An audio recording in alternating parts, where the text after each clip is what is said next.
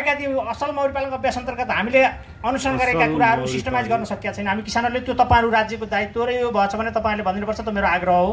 त्यस्तै महको सन्दर्भमा जुन मेरो त स्पष्ट धारणा के छ भने महको सन्दर्भमा हामीले विदेशलाई फोकस गरेर हामी सफल हुन सक्छौँ जस्तो लाग्दैन। हो, हाम्रो उत्पादन हाम्रो विश्व बजारमा नौलो उत्पादन छ भने विश्वमा पठाउन सकिएला, नभए हामीभन्दा भारत, चीन लगायत विभिन्न देशहरूले महमा धेरै फड्को मारिसकेका छन्। उहाँसित कम्पिटिसन गर्न, क्वान्टिटीमा कम्पिटिसन गर्न हामीलाई धेरै गाह्रो छ। त्यसकारण हामीले क्वालिटी बढाउने हो। क्वालिटी बढाउनको लागि हामी कसरी अगाडि बढाउनुपर्छ त्यसप्रति लाग्न मैले विशेष अनुरोध गर्दछु। र अर्को कुरा, जुन सरकारी तर्फबाट जुन भएको छ किसानले केही नै गरेन भन्नुभएको छ। लगभग हामीले अस्ति हेरियो चितवनमा सामान्य एउटा त्यो के अरे भण्डाराले रानी बनाउने तालिम निकालेको थियो। त्यसमा 48 वर्षभन्दा माथिको मान्छेलाई नपठाउने एउटा क्राइटेरिया बनाएको रहेछ।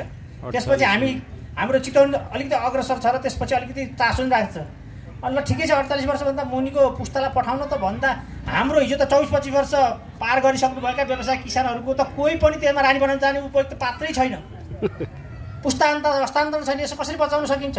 र अर्को क्वालिटीको सन्दर्भमा कुरा गरिएको छ।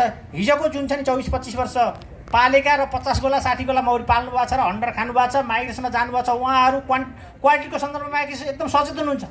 तर राज्यले उहाँले मौरी बाँडिदिएको छ, नगरपालिकाले बाँडिदिएको छ, त्यसपछि आएर प्रदेशले बाँडिदिएको छ। अनि त्यसमा उहाँले मह काट्नुहुन्छ, मह बेचिदिनुहुन्छ। अहिलेको समस्या त के हो भने व्यवसाय किसानले प्रक्रिया पुऱ्याएर मह काटेको छ। सामान्य अहिले भएको किसानले महदेखि काटिदिएको छ। अनि त महको मूल्य त एउटै छ। अनि त्यसपछि मह लान्छ। अनि त्यसपछि त लको मह त प्रक्रिया नपुगेर महको मान्छे फर्मेन्टेसन हुन्छ, उम्लिन्छ, अनेक कुरा हुन्छ। अनि त नेपाली मह यो खतम छ।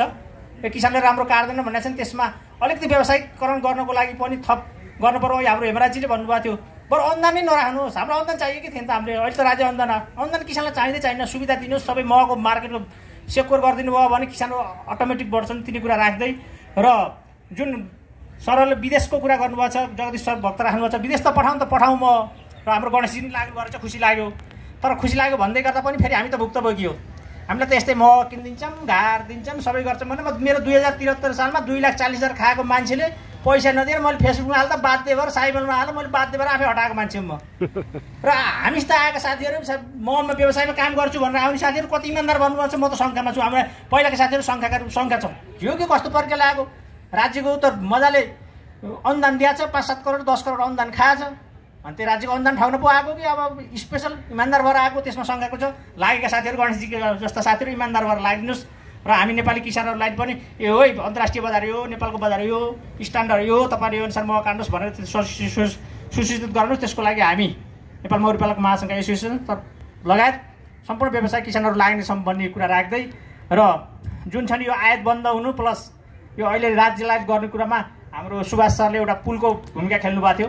सुभाष सर मार्फत डाक्टर विश्वले पनि अनेक कुरा गरेर त्यसमा हामी केही सहज भएछौँ र त्यसमा अहिले केही सहज भएको छ। म पुरै खपत त भएको छैन। जङ्गली महलाई अहिले समस्या छैन। अहिले त छँदै छैन भन्नुभयो सुभाषजीले। तोरीको महमा समस्या छ। तोरीको मह स्टक छ अझै पनि। तपाईँहरू सावित्री म्याडम यहाँभन्दा म स्टक छैन भन्ने कुरो आयो भन्नुभयो। जङ्गली महमा अहिले समस्या छैन। तोरीको मह किसानहरूको अझ घर घरै छ। त्यसलाई कसरी व्यवस्थापन गर्ने हो त्यतातिर लागौँ। र हामी किसानहरूले जति अनुसरण गरेका छौँ त्यसलाई तपाईँहरूले सिस्टमाइज तरिकाले यति भएको छ, अब तपाईँहरूले यति भएको छैन भनेर भनिदिनु। तपाईँहरूले हामीलाई काम गर्ने सहयोग गर्ने राज्यको संस्थाले भनिदियो। र अरू बाँकी रहेका यी असल मौरी पालन अभ्यास लागू गर्ने कुरा यति हामी नभएका कुराहरूलाई हामीले लागू गर्ने हो र सक्दै नसक्ने कुरालाई भोलि परिमार्जन गर्ने हो। यिनी कुरा राख्दै र हामी किसानहरूले पनि मह काट्दा हामीले 80% 90% भन्ने 80% भन्दा मुनि मह टालेको मह काट्नै हुन्न है। त्यसमा हामी नै इमान्दार हुनुपर्छ। महदेखि काट्ने अनि त्यसको हेमराजीले भनेको कुरा धेरै कुरा सहमत हुँदा हुँदैन मेरो एउटा कुरा असहमत छ। हामीले महदेखि काटिदिन्छौँ। मह त पहिला आफू मौरीले मह खाएर सक्षम बसी बल्ल मह ल्याउने हो। मौरीलाई प्राप्त हाम्रो मौरीमा अहिले हाम्रो मौरीमा कुपोषण सुरु भएको छ। हामीले 20 गोला मौरी पाल्नेले 200 गोला मौरी बनाएको छौँ। 50 गोला मौरी पाल्नेले 300 गोला मौरी पाएको छौँ। हामीले नयाँ ठाउँ खोजेका छौँ। त्यसैलाई गरेका छौँ। अनि त मौरी अनि कसरी बढ्छ हाम्रो मौरी? सुपरमा नजाने भन्ने होइन। अन्तर्राष्ट्रिय मापदण्ड र प्राप्त गर्दा सुपरमा जान्छ।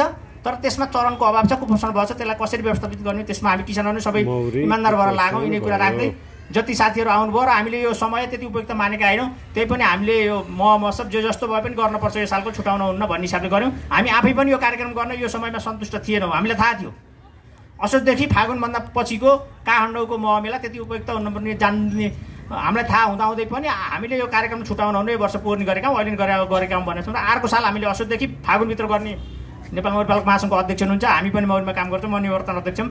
अर्को साल असोजदेखि फागुनभित्र महोत्सव गर्ने प्रतिबद्धता जुन साथीहरूले कार्यक्रममा पर्यो भने त्यसको लागि प्रतिबद्धता जनाउँदै मेरा आफ्ना भनाइहरू यहीँ राख्छु र जति सहभागी आउनुभयो इष्ट लिएर उहाँहरू सबैलाई म निवर्तन अध्यक्षतर्फबाट धन्यवाद दिँदै आफ्ना भनाइहरू यहाँ अन्त गर्छु। हस्त धन्यवाद। जय मौरी। जय मौरी।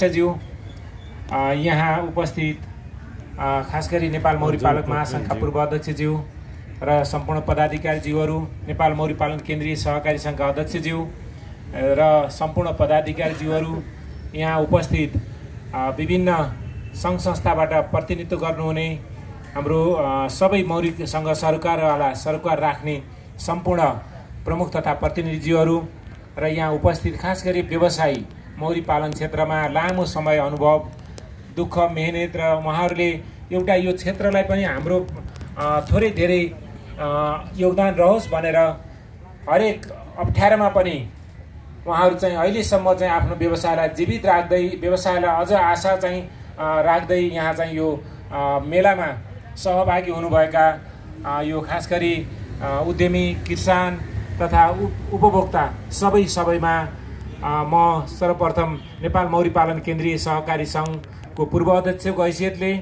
एउटा मौरी व्यवसायीको हैसियतले, एउटा किसानको हैसियतले यहाँहरू सबैलाई जय मौरीको अभिवादन गर्न चाहन्छु। सबैमा जय मौरी।